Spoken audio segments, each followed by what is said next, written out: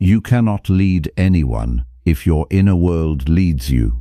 That is the truth. Most people want influence first, respect first, authority first. But real leadership starts earlier. It starts inside you, in your mind, in your habits, in your reactions, because people do not follow your words first. They follow your state. And in this audiobook, you will learn why self-leadership comes before every form of leadership, how to control your emotions, how to build standards, how to create trust, and how to become someone people naturally respect. Chapter 1. Control yourself before you control others.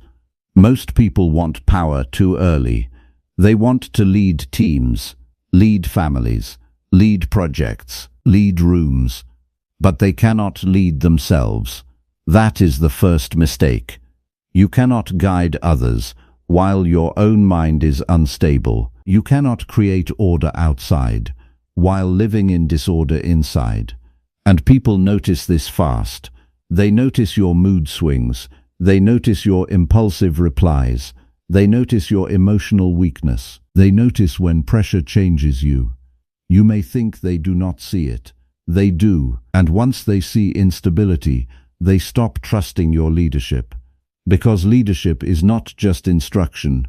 Leadership is regulation. It is steadiness.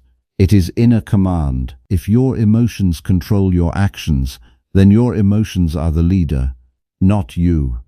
Think about that carefully. How many times have you said the right thing in calm moments, then done the wrong thing under pressure?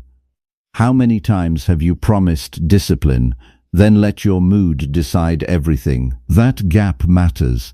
That gap destroys authority, because people do not measure you by your intentions. They measure you by your repeated behavior. You can speak about values. You can speak about vision. You can speak about excellence. But if your behavior collapses when things get difficult, your words lose weight. This is why self-control matters first. Not fake calm, not silence for appearance. Real control. Control of your tongue, control of your temper, control of your attention, control of your habits, control of your impulses. Because the person who cannot control themselves will eventually misuse authority. Maybe not at first, but eventually. Why? Because weak inner control always looks for easy release, and authority gives easy targets. You get stressed, you become harsh, you feel insecure, you become controlling, you feel ignored, you demand attention. That is not leadership. That is emotional leakage. And emotional leakage ruins trust. Most people think leadership starts when others start following them. Wrong. Leadership starts when you stop obeying every emotion you feel. That is the real beginning. You feel anger, but you do not explode. You feel fear, but you do not freeze. You feel pressure, but you do not panic. You feel doubt, but you do not surrender. That is inner authority, and inner authority comes first. Look at people you respect deeply. Usually, they are not the loudest, not the flashiest, not the most dramatic. They are the most composed. They stay grounded in conflict. They stay clear in pressure. They stay measured in chaos. That calm changes everything. Because calm sends a message. It says, I can carry weight. It says, you can trust me here. It says, I do not break easily. People follow that. Not because calm looks pretty, because calm feels safe. And safety creates influence. If you want to lead, start by studying your own patterns. What triggers you fastest? What weakens your focus? What situations make you reactive? What habits reduce your self-respect? You need these answers because self-leadership begins with self-awareness. You cannot control what you refuse to observe. Many people avoid this part because it is uncomfortable. It is easier to judge others, easier to blame your team, easier to criticize weak leadership.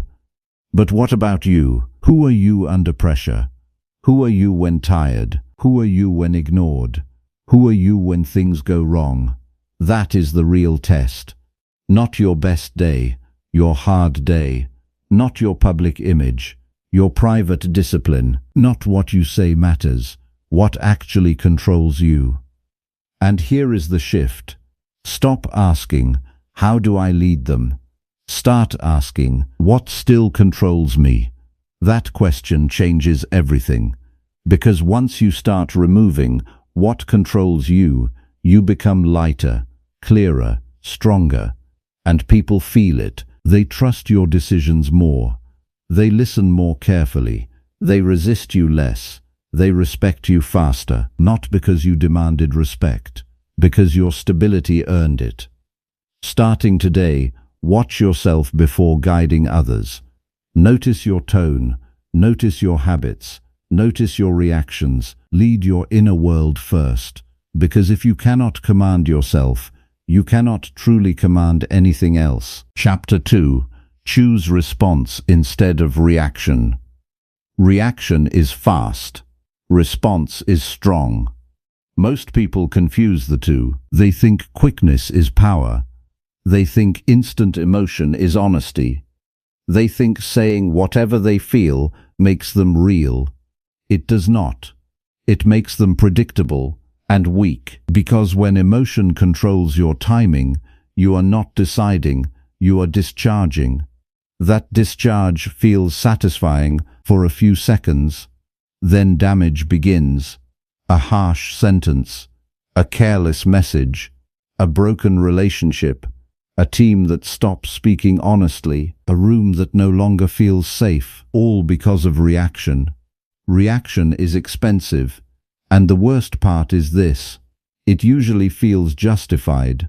Someone disrespects you, you want to hit back. Someone questions your idea, you want to defend instantly. Someone delays work, you want to shame them. Someone ignores your value, you want to prove yourself. These urges feel natural, but natural does not mean wise. Animals react, leaders respond. That difference matters. Response creates space, reaction removes it. And in that small space, everything important happens. Clarity enters, perspective enters, judgment enters, choice enters. Without space, you become mechanical. Trigger, emotion, explosion. That is not leadership. That is programming. Ask yourself honestly, how many problems in your life were created in 5 emotional seconds? Not 5 years, 5 seconds. A look, a reply, a tone, a decision made too fast. Reaction is often the shortest path to regret. That is why the pause matters. The pause is not weakness. The pause is command. It means you felt the emotion but did not hand it control. It means pressure knocked, but you did not open immediately. That is power. Most people never train this, so they stay ruled by instinct. They say, "That's just how I am." No, that is just what you practiced. And what you practiced can be changed. Start with your common triggers: disrespect, delay, criticism, being ignored, chaos, confusion, lack of control. Which one changes your state fastest? Find it, because once you know the trigger, you can prepare for it. And preparation changes everything. When the trigger appears, do not rush to speak. Breathe first. Sit back slightly. Relax your jaw. Slow your voice. Simple things, but they work. Why? Because your body shapes your response, not just your mind. A rushed body creates rushed words. A tense body creates sharp behavior. The calm body helps create calm decisions. This is why physical regulation matters. Sometimes the wisest response is a slower tone. Sometimes it is one question. Sometimes it is silence. Sometimes it is, "Let me think first." That sentence alone can save you from many mistakes. Strong people do not need instant answers. They need accurate answers, and accuracy needs space. There is another reason response matters so much. People learn your emotional pattern. If you are reactive, they start hiding truth. They avoid hard conversations. They delay bad news. They speak carefully around you. They protect themselves from your mood. And now you have a false environment. Not because people are dishonest, because your reactions trained them. This happens everywhere. At work, at home, in friendships, in marriage, in teams. Reactive people create fearful rooms. Responsive people create honest rooms. Which room are you building? Leadership is not just what you say in public. It is what your behavior teaches in private moments. If your behavior teaches fear, people will protect themselves. If your behavior teaches steadiness, people will bring truth forward. Truth builds strong systems. Fear builds weak ones. So what should you do? Create one response habit, not 10. 1. When emotion rises, do not answer instantly. Take one full breath, one real pause, then speak. It sounds small, but small changes matter because emotional patterns are built in moments. Every time you pause, you strengthen command. Every time you react, you strengthen weakness, and repeated weakness becomes identity. Do not let that happen. You do not need to become emotionless. That is not the goal. You need to become directed. Feel deeply if needed, but act deliberately. That is the shift. Starting today, separate feeling from action. Feel the anger. Do not obey it. Feel the pressure. Do not rush with it. Choose response over reaction. Because the people who trust you most will always watch how you behave when emotion hits first. Chapter 3. Build standards that do not move. Your title is temporary. Your standards define you. Most people reverse this. They think position creates authority. It does not. Position may create access. Position may create visibility. Position may create compliance. But standards create respect, and respect lasts longer. A title can be given overnight. Standards are built slowly. That is why standards matter more. Standards are the lines you do not cross, the behaviors you do not excuse, the level you keep even when nobody checks. That is real leadership. Because weak standards create unstable culture. If your standards move with convenience, people stop trusting your words. If your standards change with mood, people start testing your limits. If your standards apply to others, but not to you, people lose respect quietly. And once respect leaves, leadership becomes performance. You may still look like the leader, but people stop believing deeply. That is dangerous. Most people think standards mean perfection. Wrong. Standards do not mean you never fail. They mean failure does not change the line. You slip, you admit it, you return to the standard. That is different. Standards are not ego, they are structure.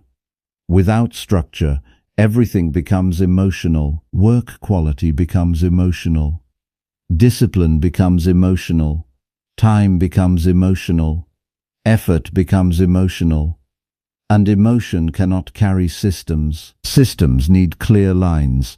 Look at your daily life. What do you tolerate? Late replies, broken promises, lazy effort, excuses, half work, disrespectful tone, inconsistent routines. Be honest. Because what you tolerate, you teach. If you tolerate lateness, you teach that time is flexible. If you tolerate weak effort, you teach that excellence is optional. If you tolerate excuses, you teach people to hide behind them. This applies to your own life too. If you tolerate your own broken promises, you teach yourself that your word has no weight. That is where self-respect drops, not in one big moment, in small tolerated betrayals. I'll start tomorrow. I'll skip today. Just this once. I'll fix it later. These phrases sound harmless. They are not. They slowly weaken your standards, and weak standards weaken identity. Strong people do not become strong by talking about values. They become strong by enforcing values, especially when it is inconvenient. That is the real test, not when holding the line is easy, when bending it feels easier. Can you still keep your word? Can you still protect the standard? Can you still act the same when no one applauds? That is what reveals seriousness. People can feel this quickly. They know who is real. They know who folds under pressure. They know who changes with approval. They know who is solid. And solid people earn respect, even from those who do not always agree. That is important. You do not need everyone's approval. You do need coherence. Approval is emotional. Respect is structural. Approval changes fast. Respect stays longer. If you chase approval, you soften your standards. If you protect standards, you may lose approval sometimes, but you gain authority. That trade matters. There is another benefit too. Standards reduce decision fatigue. When your standards are clear, many choices become automatic. You do not debate constantly. You do not negotiate with weakness. You do not ask daily, should I still do this? The standard already answered. That saves energy, and saved energy becomes focus. So what standards matter most? Not 20. 3. Your 3 non-negotiables. Maybe one is honesty. Maybe one is daily discipline. Maybe one is respect in communication. Maybe one is keeping time. Maybe one is finishing what you start. Choose 3. Write them clearly. Make them simple. Make them real. Then live by them. Not perfectly, but seriously. And remember this, if the standard disappears when life gets hard, then it was never your standard. It was your preference. Preferences are soft. Standards hold. Starting today, stop speaking vaguely about values. Name your lines. Protect your lines. Return to your lines. Because titles may give you authority on paper, but standards give you authority in real life. Chapter 4. Remove hesitation with inner clarity. Confused people hesitate. Clear people move. That is one of the simplest truths in leadership, and one of the most ignored. Most people think confidence means being loud, being fast, being certain about everything. It does not. Real confidence often looks quieter. It looks like clarity. Clarity about what matters, clarity about what does not, clarity about your values, clarity about your direction, clarity about your next step. When that clarity exists, hesitation drops, and other people read that as confidence, because steady movement always feels stronger than noisy uncertainty. This is why some people do not say much, yet still influence the room. Their mind is not scattered, their energy is not leaking, their direction is not changing every 5 minutes. That creates weight. Most hesitation comes from internal conflict. You want one thing, you fear another. You know what matters. You still seek approval. You know the answer. You still want permission. That split weakens presence, and people feel it. You try to explain too much. You soften every statement. You over-justify decisions. You delay action. You look around too often for emotional support. All of this says the same thing. I am not settled inside, and unsettled people struggle to lead well. Because leadership requires direction, not endless internal debate. What creates clarity? First, honesty. You need to tell yourself the truth, not the flattering version, the useful version. What do you actually want? What are you pretending not to know? What are you delaying? What are you afraid to admit? Without truth, clarity never comes. Second, priorities. If everything matters, nothing really matters. You cannot lead your life with 10 first priorities. You cannot lead a team while chasing every noise. You cannot lead a room while craving every opinion. Choose the main thing, then protect it. Third, alignment. Your words, your values, your actions. Do they match? If not, you will feel friction. And friction creates hesitation. For example, you say health matters, but you live without discipline. You say honesty matters, but you avoid direct truth. You say focus matters, but you feed distraction daily. This misalignment creates mental weakness. Because deep down, you know the gap exists, and the mind loses confidence when it cannot trust itself. That is why clarity is not only mental, it is behavioral too. You become clearer by living more honestly, not by thinking forever. Many people wait to feel clear first. Then they act. Often it works opposite.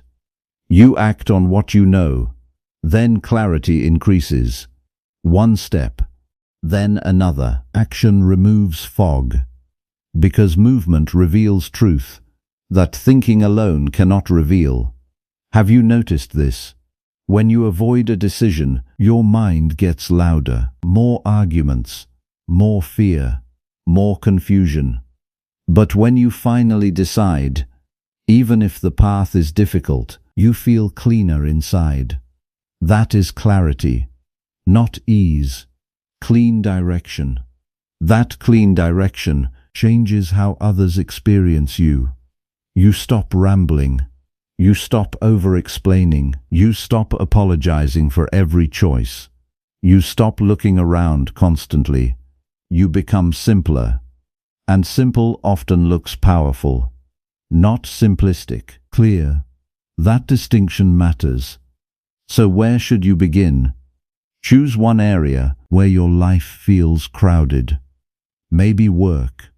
Maybe health. Maybe relationships. Maybe habits. Maybe purpose. Ask one brutal question. What actually matters here? Then remove what does not. Not forever if needed, but for now. Because mental clutter creates emotional hesitation, and hesitation weakens authority. Starting today, cut one source of confusion, one fake priority, one unnecessary debate, one delayed truth, then move on what remains. Because confidence is not always built by speaking more. Often it is built by becoming clear enough to hesitate less. Chapter 5. Stay consistent when feelings change. Motivation starts things. Consistency builds things. Most people never learn that deeply. They love beginnings, fresh plans, new routines, exciting promises, strong emotional starts. Beginnings feel powerful, but beginnings prove little because almost anyone can act with excitement. The real test comes later, when energy drops, when routine feels ordinary, when progress becomes slow, when nobody notices your effort. That is where consistency begins. And that is where most people disappear. Why? Because they built their system on emotion. I'll do it when inspired. I'll do it when ready. I'll do it when I feel strong. That sounds harmless. It is a trap. Feelings change constantly. Stress changes them. Sleep changes them. Results change them. Weather changes them. One bad conversation changes them. If your discipline depends on feelings, your discipline has weak foundations, and weak foundations always shake. Consistency asks for something else. Continuation without emotional permission. You do the work anyway. You keep the promise anyway. You return the next day anyway. That anyway changes identity. Because every time you continue, when you do not feel like it, you prove something to yourself. My word still matters. I can continue under friction. I do not need perfect conditions. That proof becomes self-trust. And self-trust is powerful. A person with self-trust does not restart every month. They do not dramatize every setback. They do not panic after one bad week. They return faster because identity is stronger. This is what people miss. Consistency is not only about results. It is about identity.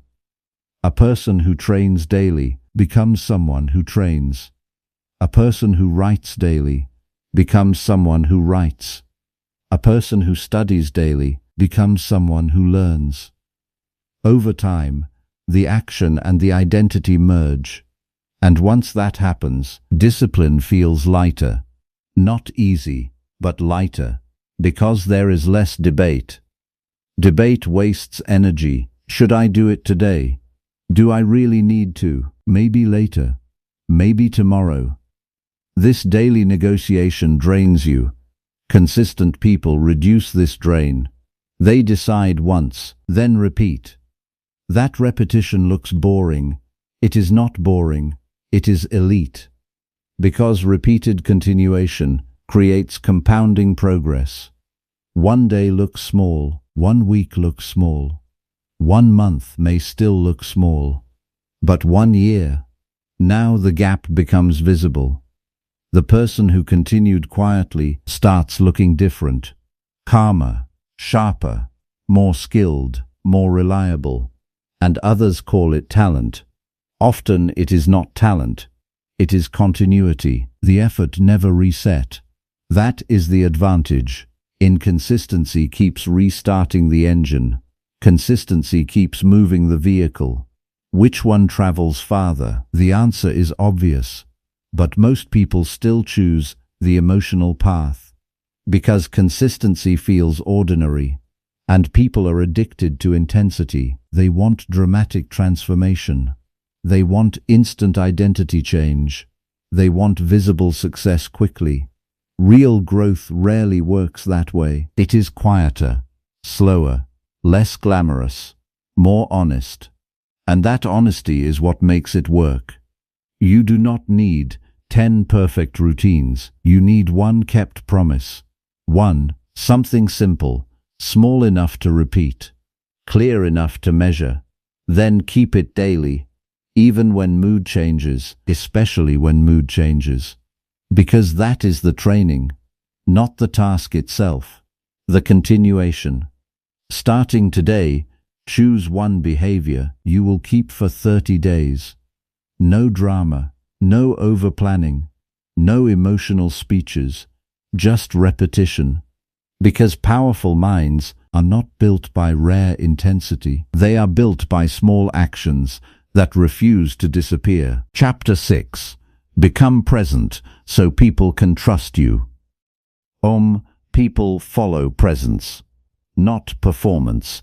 This confuses many people. They think leadership means always looking impressive, always sounding sharp, always appearing strong. That is performance, and performance can fool people briefly, but not for long. Presence is different. Presence is what people feel when you are fully there, fully attentive, fully grounded, fully engaged with reality. not half listening, not mentally scattered, not emotionally somewhere else. Presence creates trust because it creates steadiness. When people speak to you, do they feel heard? When problems arise, do you stay with reality? When tension enters the room, do you remain grounded? These questions matter because people are deeply affected by your state. A distracted leader creates distracted rooms. A chaotic leader creates chaotic energy. A restless leader creates restless culture. Presence works differently. Presence slows the room down. It improves listening. It reduces noise. It helps people think clearly.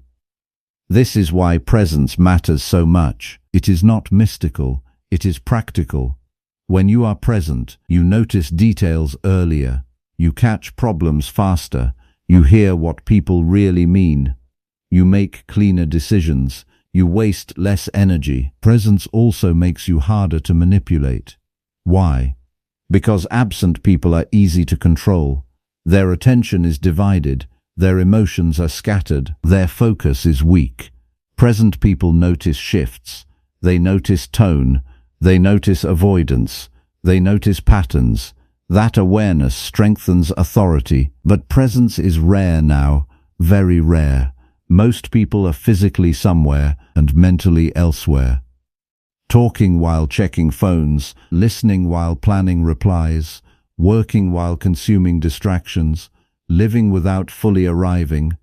This weakens your influence because fragmented attention creates fragmented energy, and fragmented energy is hard to follow. You have probably felt this yourself.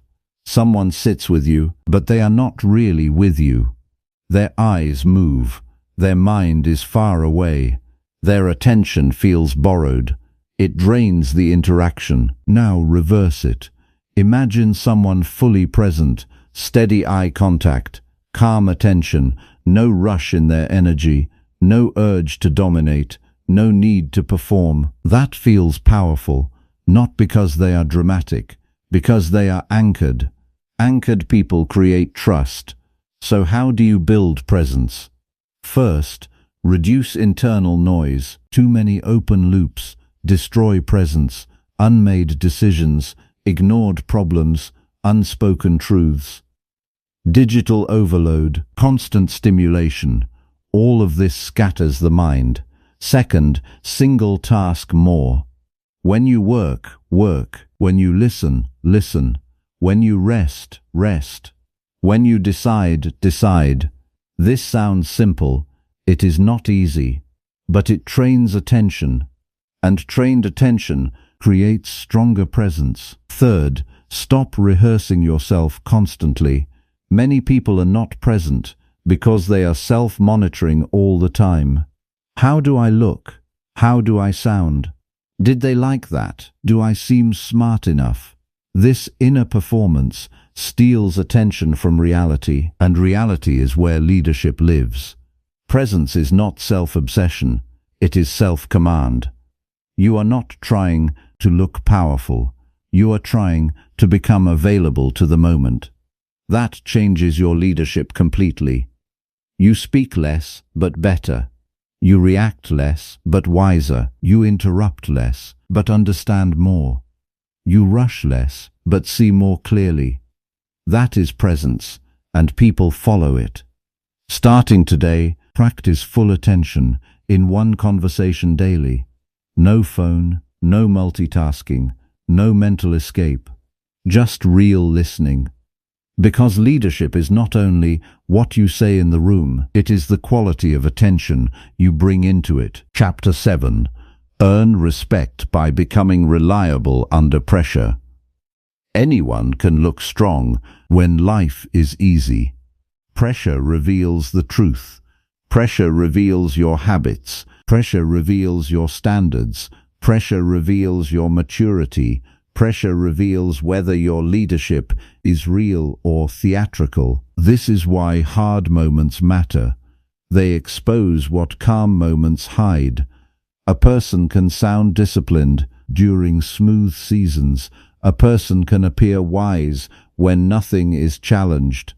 A person can look stable when nobody disagrees. But what happens under pressure? That is what people remember. Your reliability under pressure becomes your reputation. If you stay steady, people trust you more deeply. If you become chaotic, people become cautious around you. If you disappear emotionally, people stop depending on you. This is brutal, but true, and respect grows from repeated reliability. Not one speech, not one achievement, not one impressive moment. Patterns, patterns under stress, patterns in conflict, patterns in uncertainty, patterns when outcomes are unclear. That is where respect is built. Respect is not charm, it is not popularity, it is not approval. Respect is earned faith, faith that you will remain solid when things get difficult. That is why reliability matters. Can people count on your tone? Can they count on your honesty? Can they count on your standards? Can they count on your follow-through? If not, they may still like you, but they will not trust you fully. And trust is more valuable. Reliable people reduce fear. Fearless environments create honesty. Honest environments create better decisions. So your reliability does not only affect you, it affects everyone around you. Think about a weak leader. One day they care, one day they disappear, one day they enforce standards, the next day they ignore them. One moment they are supportive, the next moment they are explosive. This unpredictability creates anxiety, and anxious people protect themselves. They stop speaking early, they hide mistakes longer, they choose safe moves, they stop bringing their best. Unreliable leadership weakens everyone. Reliable leadership does the opposite. When people know your standards, they relax into honesty. When they know your tone stays measured, they bring truth sooner. When they know your word holds, they trust your direction more. That trust compounds over time. So how do you become reliable? First, reduce emotional volatility. Second, keep smaller promises. Big promises impress. Small promises build trust. Say less, complete more. Third, return quickly after mistakes. Reliability does not mean never failing. It means you recover responsibly, you repair fast, you communicate clearly, you do not hide, you do not vanish, you do not act vague. That maturity matters. Fourth, stop making exceptions for your own weakness. Self-excusing behavior kills credibility. You cannot ask others for discipline you do not practice. You cannot demand punctuality while arriving late. You cannot demand honesty while dodging truth. People notice hypocrisy quickly, and once they do, respect falls quietly. The final shift is this: stop trying to be admired. Start trying to be dependable. Admiration is unstable. Dependability is valuable. Admiration may get attention. Dependability gets trust, and trust creates lasting authority. Starting today, pick one pressure behavior you will improve immediately. Maybe calmer speech, maybe faster follow-through, maybe cleaner honesty, maybe no emotional disappearing. Choose one, practice it repeatedly, because in the end, people do not follow the person who looked best once. They follow the person who stayed solid when things became hard. That is how leadership begins. Not with a title, not with attention, not with noise, but with self-command. Lead your mind, lead your habits, lead your reactions.